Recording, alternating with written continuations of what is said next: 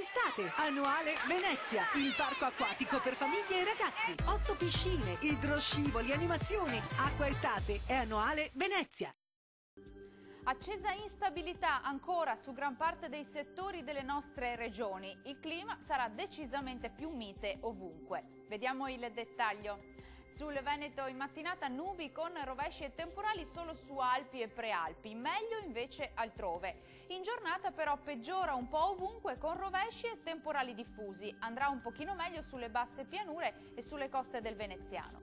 Diamo uno sguardo anche alle temperature previste. Le massime risultano essere in lieve calo, comprese tra i 24 e i 30 gradi, minime sui 18-22 gradi circa.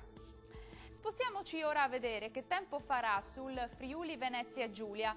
Giornata anche qui diffusamente instabile con molte nubi, rovesci e temporali un po' ovunque, ma non mancheranno anche delle locali e temporanee schiarite. Vediamo anche in questo caso le temperature che anche qui risultano essere in calo, massime tra i 27 e i 29 gradi, minime sui 21-23 gradi circa.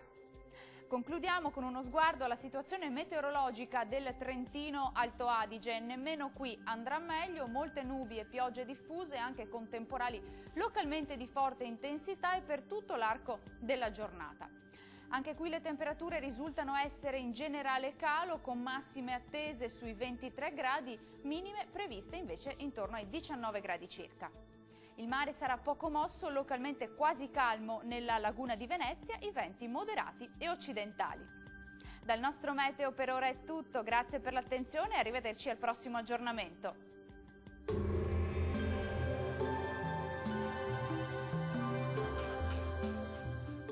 Acqua Estate, annuale Venezia, il parco acquatico per famiglie e ragazzi. 8 piscine, idroscivoli, animazioni. Acqua Estate è annuale Venezia.